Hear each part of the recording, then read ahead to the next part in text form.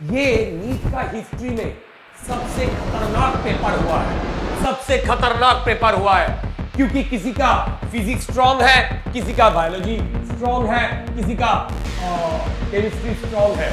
तो अकॉर्डिंगली तुम्हें कोई भी प्रॉब्लम उठाओ और वो प्रॉब्लम स्टैंडर्ड प्रॉब्लम होना चाहिए।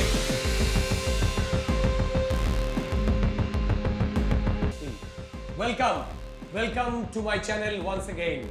ओके, इस बार एक नया वीडियो लेके आया हूं। इस बार जो वीडियो लेके आया हूं वो बेसिकली जो रिपीटर जो नीट के लिए ड्रॉप दे रहे हैं उन लोग के लिए है, और ये बहुत वार्निंग टॉपिक है कि एक साल उन लोग के पास है, पूरा एक साल भी नहीं है, 11 मंथ है। तो इस 11 मंथ में वो लोग कैसे प्रिपेयर करेंगे ये मुझे बताना है। ओके, और मैं तुम लोग को ये बताने का कोशिश कर रहा हूं इसी पोजीशन में लेके एज इफ मैं वहां पे खड़ा हूं। अगर मैं ड्रॉप देता तो मैं कैसे प्रिपेयर करता, मैं उसी बात को ही मेरे मुंह से तुम लोग को बोलना चाहता हूं कि मैं ऐसे प्रिपेयर करता। ओके, अच्छा, फर्स्ट थिंग जो मुझे ये बोलना ही था, नीट 2025 ये नीट का हिस्ट्री में सबसे खतरनाक पेपर हुआ है, सबसे खतरनाक पेपर हुआ है। ये पेपर जो सॉल्व कर लिया वो तो फिजिक्स में भगवान है, राइट, गॉड ऑफ फिजिक्स। जो स्टूडेंट इस बार नीट में ये पेपर अच्छा खासा सॉल्व कर लिया, जो लोग यहाँ पे 80 to 90% लाओ, I salute them, they are genius in physics. Now The big question arises कि इस बार भी क्या ऐसे ही टफ क्वेश्चन आने वाला है? The answer is yes. Answer is yes. तो इस बार भी इतना टफ क्वेश्चन आएगा कि बाकी सब लोग जो जिसका फिजिक्स का प्रिपरेशन अच्छा नहीं है उसका नीट होना मुमकिन नहीं है, उसका नीट पॉसिबल नहीं है। इसी वजह से ये पेपर या इस साल का पेपर हम लोग को ऐसे एक मोड़ में खड़ा कर देते कि हम लोग को मजबूर करते हैं कि अब स्ट्रेटेजी चेंज करो, करेक्ट। तो मैं ये बोलूंगा कि अब ओल्ड टेक्निक और देखो, ओल्ड टेक्निक और new technique, new strategy, and my prediction इस बार न्यू स्ट्रेटेजी अपनाना पड़ेगा। एटलीस्ट फिजिक्स के लिए तो हम लोग को न्यू स्ट्रेटेजी अपनाना पड़ेगा ही।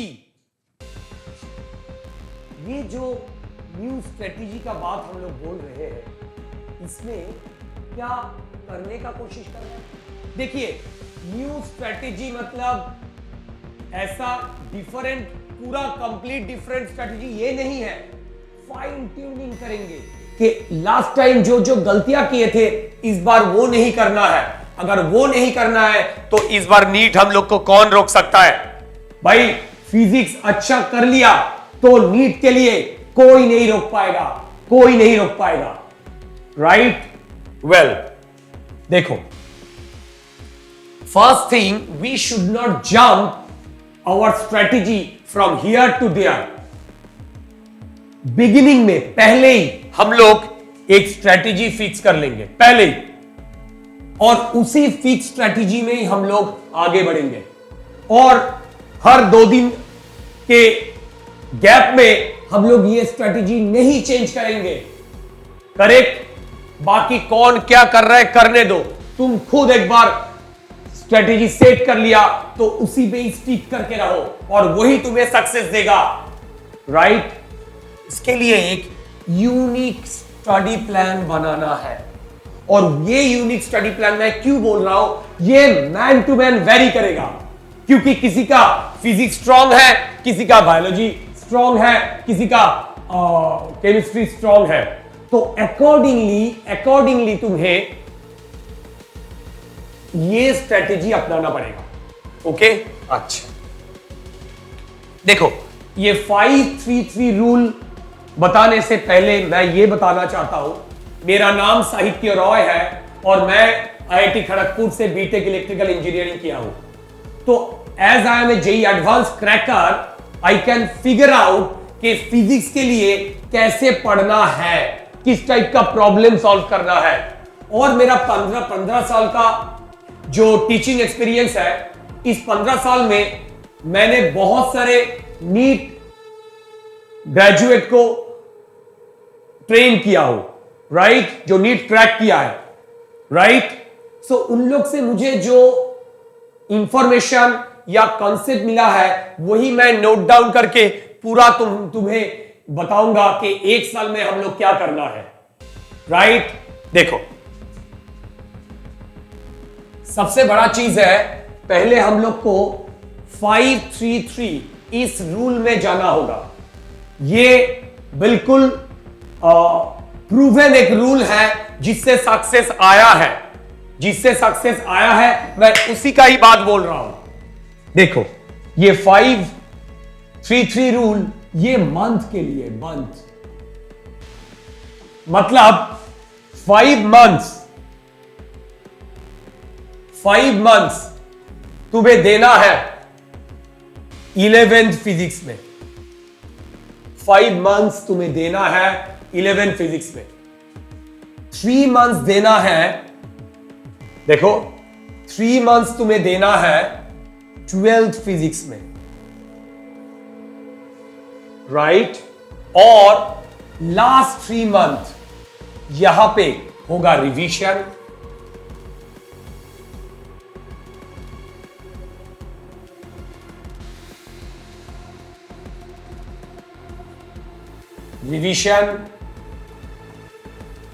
Tests and doubt clearing, correct. मैं तुम लोग को सिर्फ फिजिक्स के लिए ही बताऊंगा, बाकी 2 टॉप सब्जेक्ट है केमिस्ट्री और बायोलॉजी, उसमें भी इक्वली एप्लीकेबल है, देखो। तो 11th का जो पोर्शन है फिजिक्स के लिए ये टफ है, इसी वजह से मैं तुम लोग को यही सजेस्ट करूंगा कि 5 मंथ्स तुम लोग 11th का फिजिक्स में ध्यान दो, या 11th का फिजिक्स कंप्लीट करो, क्योंकि तुम लोग के पास टोटल चेक करके देखो 11th मंथ ही है, 11th मंथ है, तुम लोग के पास टोटल 11th मंथ है, राइट। तो फर्स्ट 5 मंथ्स पूरा 11th का टॉपिक कवर करो, नेक्स्ट 3 मंथ्स 12th का topic, final 3 months will be the revision for all combined 11 and 12। ठीक, चलो नेक्स्ट इसमें चलते। अब आते हैं पर डे हम लोग कितना आवर्स किसमें डिवोट करूंगा। देखो, ये बहुत चैलेंजिंग है, क्योंकि यहां पे मैं 7-4-4 का रूल दिया हूं। 7-4-4 का रूल मतलब टोटल 15 आवर्स, टोटल 15 आवर्स। भाई कोई जोक नहीं है, 15 घंटा पढ़ना कोई जोक नहीं है। It will be very very challenging, I repeat, it will be very very challenging. इसमें तुम्हें यह करना है, 7 घंटा तुम्हें फिजिक्स में देना है। अगर तुम्हारा फिजिक्स वीक है तो यह 7 घंटा तुम्हें फिजिक्स में देना ही है, और इसी 7 घंटे फिजिक्स के बाद बाकी 4 घंटे तुम्हें बायोलॉजी, देखो बायोलॉजी एंड 4 केमिस्ट्री।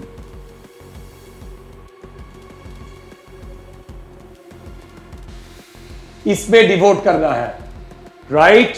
तो ये 7 घंटा per day, I am talking about per day, right. तो 15 आवर पर डे, उसमें 7 घंटा तुम्हें फिजिक्स में देना है, बाकी 4 घंटा और 4 घंटा केमिस्ट्री और बायोलॉजी में देना है। अब फिजिक्स का तैयारी हम लोग कैसे करेंगे, देखो।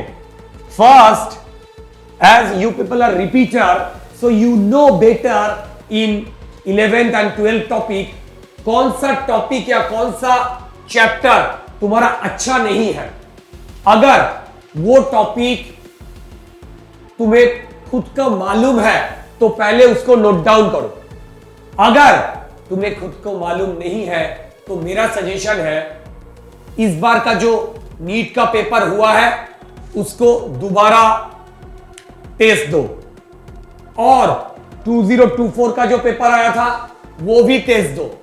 ये दो टेस्ट देने के बाद देखो कौन सा टॉपिक से तुम कुछ भी प्रॉब्लम नहीं कर पा रहे हो, कौन सा टॉपिक का प्रॉब्लम तुम टच भी नहीं कर पा रहे। तो पहले उसी वीक टॉपिक को तुम्हें प्रायोरिटाइज करना है और पहले वही टॉपिक खत्म करना है, एक के बाद एक। वही टॉपिक तुम्हें खत्म करना है एक के बाद एक, राइट? अच्छा, दैट्स व्हाई मैंने यहां पे सेग्रीगेशन ऑफ टॉपिक्स लिख दिया। ये बहुत छोटा टॉपिक भी हो सकता है, like Newton's laws of motion में अगर फ्रिक्शन का प्रॉब्लम मेरे को टफ लगता है, डाउट होता है, तो वो तुम्हारा वीक पॉइंट में जाता है। अब तुम उससे भी और आगे बढ़ना चाहते हो कि फ्रिक्शन का अंदर 2 ब्लॉक सिस्टम मेरे को नहीं आता है, वो भी नोट डाउन कर सकते हो। तो first thing you have to note down your weak points. First thing, do it today, now, okay? अच्छा, ये करने के बाद तुम्हें जाना है टॉपिक पे। एक बार एक टॉपिक पढ़ लिया, वो थ्योरी तो तुम कहीं से भी पढ़ सकते हो, बुक से पढ़ सकते हो, यूट्यूब चैनल से पढ़ सकते हो, मेरे चैनल से पढ़ सकते हो। अब जब प्रॉब्लम सॉल्व करने का बारी आएगा तब सबसे बड़ा चैलेंजिंग आता है। बहुत लोगों को ऐसे होता है कि प्रॉब्लम देख के ही हमें समझ में नहीं आता है कि कौन से डायरेक्शन में हम लोग प्रोसीड करें, है क्या नहीं? यस। इसलिए तुम्हें उसी टॉपिक का, उसी चैप्टर का बहुत सारे सॉल्व्ड एग्जांपल देखना है। पहले तो 2 दिन लगाओ बहुत सारे सॉल्व्ड एग्जांपल देखने, और ये सॉल्व्ड एग्जांपल ऐसे मत करो कि एक सॉल्व्ड एग्जांपल लिया उसका सॉल्यूशन देख लिया, नहीं। सॉल्व्ड एग्जांपल पढ़ो, पढ़ने के बाद खुद एक बार ट्राई करो, 2 बार ट्राई करो, नहीं आता है फिर उस सॉल्व्ड एग्जांपल को देख लो। पर डे तुम्हें फिजिक्स के लिए एटलीस्ट 60 to 70 प्रॉब्लम सॉल्व करना पड़ेगा। Mind it, per day 60 to 70 problem solve करना पड़ेगा। अगर 60 to 70 प्रॉब्लम सॉल्व नहीं कर पाया तो समझ लो तुम डॉक्टर नहीं बनने जा रहे हो। भाई डॉक्टर बनना उतना आसान नहीं है, डॉक्टर बनना उतना आसान नहीं है। तो मेरे कहने का मतलब तुम्हें मेहनत करना है, फिजिक्स में कॉन्सेप्ट बिल्डअप करना है, प्रॉब्लम को एनालाइज करना है, यही तो बात मैं बोल रहा हूं। अब सॉल्व्ड एग्जांपल देखने के बाद तुम अभी आ गए हो प्रॉब्लम सॉल्व करने का जगह। अब कोई भी प्रॉब्लम उठाओ और वो प्रॉब्लम स्टैंडर्ड प्रॉब्लम होना चाहिए, डिफरेंट प्रॉब्लम होना चाहिए, एक टाइप का प्रॉब्लम नहीं होना चाहिए। अब तुम वो प्रॉब्लम लिए हो, एक प्रॉब्लम को जब ट्राई कर रहे हो, जब एक बार में नहीं हो रहा है देन कोशिश मत छोड़ो, उम्मीदें भी मत छोड़ो, तुम उसको दोबारा ट्राई करो। करेक्ट? हो सके एक दिन ना हुआ, 2 दिन, 3 दिन, 4 दिन के बाद हुआ। अगर वो प्रॉब्लम 4 दिन के बाद हुआ ना, उस प्रॉब्लम को करने के लिए तुम्हें जो कॉन्सेप्ट बिल्डअप हुआ वो कॉन्सेप्ट कभी थ्योरी से बिल्डअप नहीं हो सकता है। और वही जो कॉन्सेप्ट बिल्डअप हुआ है ना, वही तुम्हें चाहिए, वही तुम्हें जरूरत है। करेक्ट? वही चीज तुम्हें जरूरत है नीट क्रैक करने के लिए। कोई भी प्रॉब्लम तुमने ले लियो, उस प्रॉब्लम को एनालाइज करो, डिफरेंट एंगल से उसको हीट करो, डिफरेंट एंगल से उसको हीट करो, सच दैट सारे डायरेक्शन से तुम वो प्रॉब्लम कर पा रहे हो कि नहीं, देखो। करेक्ट? अब ऐसा भी बहुत सारे प्रॉब्लम है जो तुमसे नहीं होगा, तो 2, 3, 4, 5 कोशिश के बाद तुम तुम्हारा मेंटर या तुम्हारा फ्रेंड के साथ बात करो, तब वो प्रॉब्लम तुम कर पाओगे। करेक्ट? ऐसे करके तुम्हें फिजिक्स का कॉन्सेप्ट बिल्डअप करना है। 2 मंथ करके देखो, ऑटोमेटिकली तुम्हारा फिजिक्स जिस लेवल में था उससे बहुत आगे चला जाएगा। नेक्स्ट, ट्राई करो 2 मंथ या 3 मंथ के बाद कोई भी प्रॉब्लम सॉल्व कर रहे हो ना, तब टेस्ट लाइक सॉल्व करो, मतलब टाइम बाउंड सॉल्व करो। मान लो तुम 50 क्वेश्चन सॉल्व कर रहे हो, ट्राई करो वही 50 क्वेश्चन पहले 1.5 घंटा एक दिन, ठीक, एक 1 मंथ 1.5 घंटा, नेक्स्ट मंथ 1 घंटे में करने का कोशिश करो। क्लियर बाय वर्ड, इससे तुम्हारा स्पीड बढ़ेगा। और स्पीड बढ़ाना भी एक चैलेंज है नीट के लिए, क्योंकि नीट का जो क्वेश्चन आता है ऐसा नहीं कि वो क्वेश्चन नहीं सॉल्व होगा। तुम्हें अगर अच्छा खासा टाइम दिया जाएगा तो तुम वो प्रॉब्लम सॉल्व कर पाओगे, बट प्रॉब्लम है उतना कम समय में वो प्रॉब्लम नहीं हो रहा है। करेक्ट, यही तो बात है, इसीलिए तो हम लोग का नीट नहीं हुआ। इस बार वही गलती हम लोग नहीं करेंगे। तो स्पीड बढ़ाना भी बहुत चैलेंजिंग बात है, और स्पीड बढ़ाना होगा। स्पीड नहीं बढ़ेगा, तुम्हारे पास जितने कंसेप्ट है रैंक अच्छा नहीं आएगा। क्लियर, वेल, नेक्स्ट आता है टेस्ट के बाद। अच्छा, टेस्ट से पहले short notes and formula book देखो। Short notes and formula book देखो। You people are not in class 11th और 12th, करेक्ट? सो बोर्ड का कोई टेंशन नहीं है। अब तुम्हें सिर्फ कॉम्पिटिटिव एग्जाम का ही दिमाग में रखना है कि वही मुझे क्रैक करना है। अब ये बोलने के बाद मैं तुम्हें ये बोलने का कोशिश कर रहा हूं कि शॉर्ट नोट्स बनाना भी जरूरी है। ऐसे नहीं है कि पन्ने के बाद एक के बाद तुम नोट्स करते ही जा रहे हो, नहीं। एक चैप्टर पढ़ लियो, उस चैप्टर का कौन सा पॉइंट्स तुम्हें फ्यूचर में काम में आएगा, वही चीज फॉर्मूला लाइक साइड में लिख के रखो। ऐसे नहीं कि एक चैप्टर का 20 या 30 पेजेस तुम्हारा शॉर्ट नोट हुआ, नहीं, हार्डली 2 to 3 पेजेस। सिर्फ यही नहीं, वहां पे कोई ऐसे प्रॉब्लम है जो तुम्हें नया कुछ कंसेप्ट दिया, नया कुछ मैथमेटिकल टेक्निक दिया, नया कुछ आइडिया दिया, वो भी तुम छोटे करके लिख के रखो।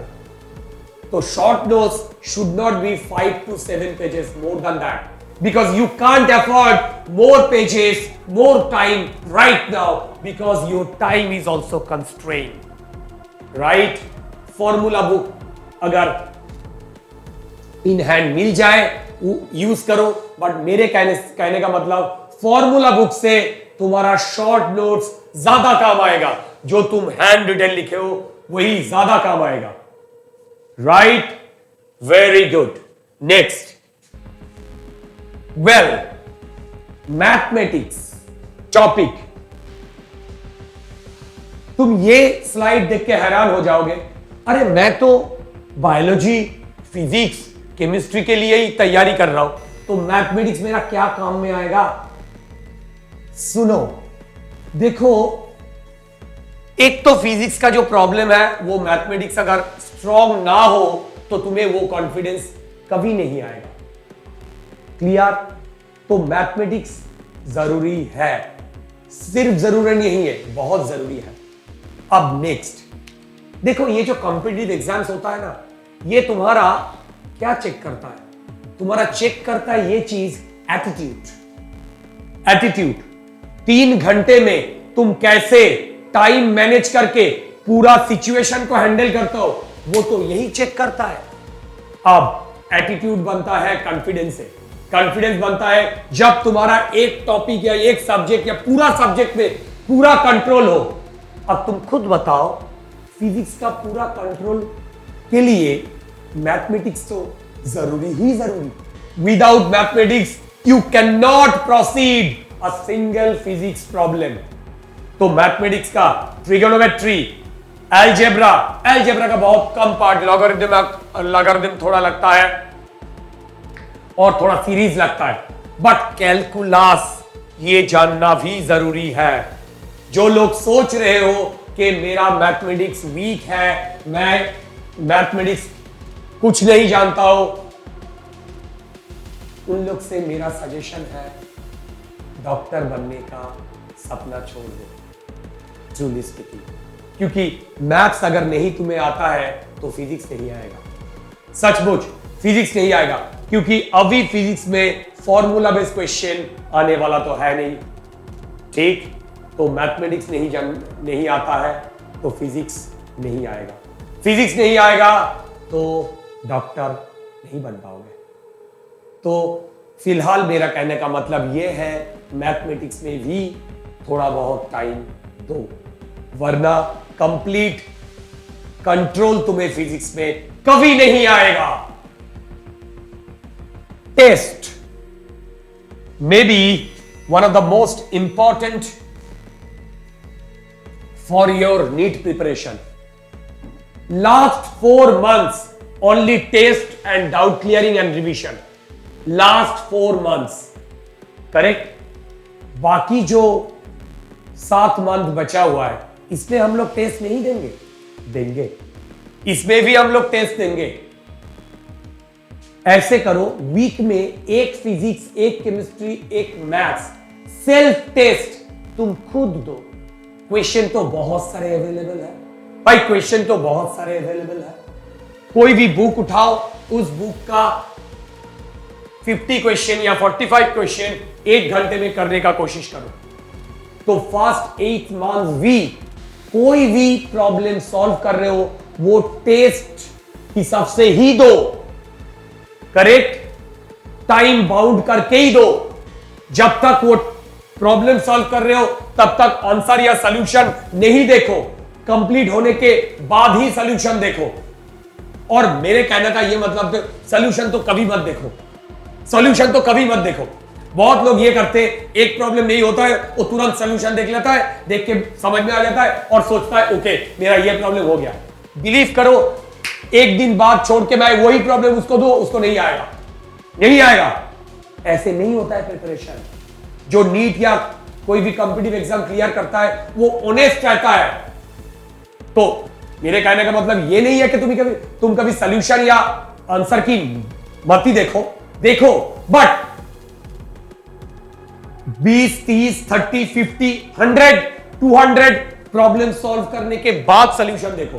तुम 200 प्रॉब्लम एक हफ्ते में सॉल्व कर लियो, उसमें देखो कितना प्रॉब्लम तुम्हारा हो रहा है कॉन्फिडेंटली और कितना प्रॉब्लम नहीं हो रहा है। उसके बाद एक हफ्ते के बाद सॉल्यूशन देखो या आंसर की देखो। ऐसे मत करो, एक प्रॉब्लम नहीं हुआ तुरंत सॉल्यूशन देख लिया। गलत बात।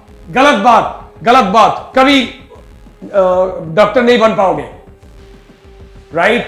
नेक्स्ट, टेस्ट के लिए मेरा सजेशन, कोई भी all India level test series join करो। बहुत सारे कोचिंग इंस्टीट्यूट है जो all India level test provide करता है। सिर्फ टेस्ट सीरीज ज्वाइन करना की ही बात ही बोल रहा हूं, सिर्फ टेस्ट सीरीज ज्वाइन करने का ही बात ही बोल रहा हूं। तो कोई एक all India level test series join करो, उससे तुम्हें पता चल जाएगा कि तुम उस वक्त इंडिया में नीट के प्रिपरेशन में कौन से जगह पे हो, ताकि तुम वही गलतियां दोबारा मत करो और उसे थोड़ा बहुत जो मतलब रेक्टिफाई की हो, वो नेक्स्ट टेस्ट में वही गलती मत करो, सो दैट तुम्हारा रैंक इंप्रूव करो। ठीक, टेस्ट का बात हो गया।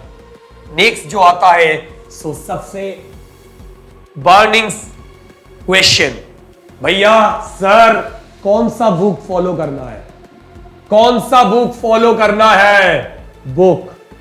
अब आ जाओ बुक।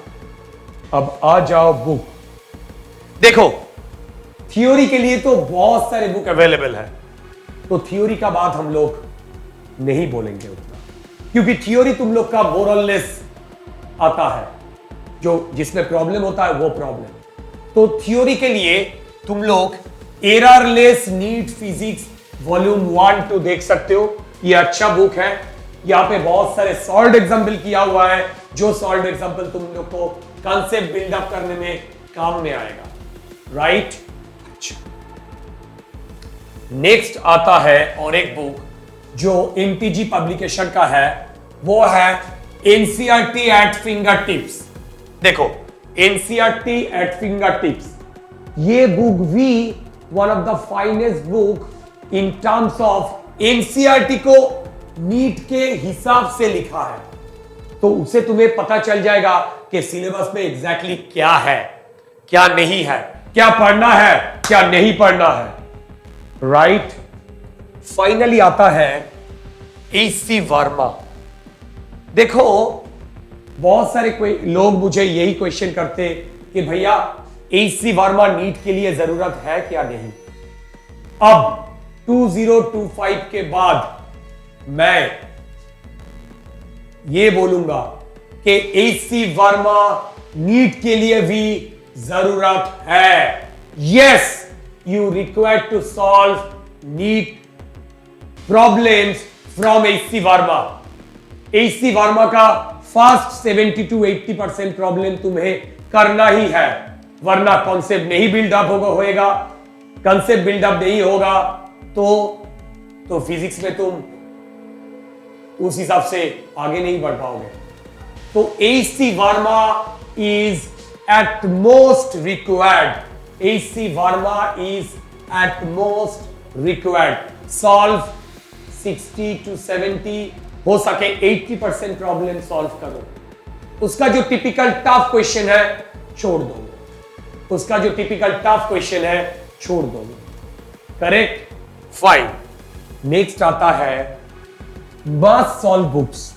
देखो प्रॉब्लम के लिए हम लोग इधर उधर different material, different coaching institute का मटेरियल करते हैं। My suggestion is very simple. तुम अगर 2 बुक में जितने सारे प्रॉब्लम है वो कर लिया तो प्रॉब्लम के लिए तुम्हें प्रॉब्लम नहीं होगा।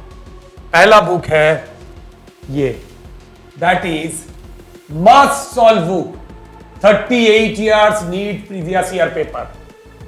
हर एक प्रॉब्लम इस बुक से 2 से 3 बार करना है, 2 से 3 बार। करेक्ट। इसमें प्रॉब्लम का नंबर थोड़ा कम है। अब पूरा साल भर के लिए हर रोज 70 to 80 क्वेश्चन सॉल्व करने के लिए जो बुक मैं तुम्हें दे रहा हूं वो तुम्हारा सामने, ये भी मस्ट सॉल्व बुक है। ये क्या है? 24 years of JEE Main previous year. देखो दोनों क्वेश्चन सेट तो करता है एनटीए, तो एनटीए जब सेट करेगा तो इन दोनों नीट और मेन में क्वेश्चन का तो थोड़ा सिमिलरिटी रहेगा। अब 2025 के बाद हमें ऐसे लगा कि अगर नीट के लिए अगर जेई मेन का प्रिपरेशन हम लोग कर लिया होता तो नीट आराम से हो जाता। जेई मेन का प्रॉब्लम लेवल थोड़ा ऊपर है, तो मेरे कहने का मतलब जेई मेन का प्रॉब्लम थॉरोली सॉल्व करो। दिशा पब्लिकेशन का जो बुक है उसमें topic wise, chapter wise segregate करके दिया है, वो प्रॉब्लम सॉल्व करो। हर एक प्रॉब्लम सॉल्व करो। बहुत सारे प्रॉब्लम है जेई मेन का पेपर में। करेक्ट। ये प्रॉब्लम सॉल्व करो। ये 2 प्रॉब्लम का बुक कंप्लीट सॉल्व कर लिया, सोचो नीट के लिए तुम 70 to 80% आगे बढ़ गए हो। नीट के लिए तुम 70 to 80% आगे बढ़ गए हो। ठीक। अच्छा, लास्टली मैं तुम्हें थैंक यू तो बोलूंगा ही, क्योंकि तुम मेरा चैनल ऑलरेडी सब्सक्राइब कर लिए हो इसी वजह से। और एक चीज बोलूंगा कि देखो कोई भी कॉम्पिटिटिव एग्जाम के लिए जिसका जरूरत होता है वो है कॉन्फिडेंस, और वो कॉन्फिडेंस तुम्हें आएगा प्रॉब्लम सॉल्व करते ही। और ये एटीट्यूड तुम्हें एक दिन में ग्रो नहीं होगा, तुम्हें इसके लिए एटलीस्ट 1 to 2 months ग्रो करना पड़ेगा।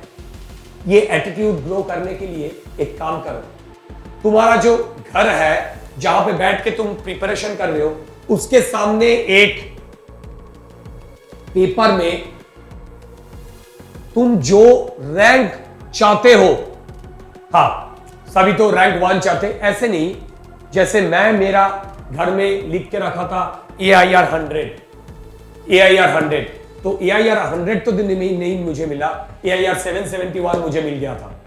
तो तुम खुद ऐसे एक पेपर में लिखो तुम कितना रैंक चाहते हो, लिखो AIR 100, AIR 200, 500, 700, ठीक, वो लिख के रखो। और हर टाइम जब तुम रूम में घुसोगे वही चीज तुम्हारा दिमाग में आएगा, मुझे वो रैंक करना है, वो रैंक मुझे करना है। तो ये तुम्हें मेंटली बहुत बूस्ट अप करेगा, मेंटली बहुत बूस्ट अप करेगा। और जाने से पहले एक छोटा सा टिप देके जाऊंगा। वो टिप है, तुम खुद सोचो कि तुम 2026 का पेपर नीट क्रैक कर पाओगे। सो कमेंट बॉक्स में जस्ट लिखो, I will crack NEET 2026। All the best, all the best, you all can crack.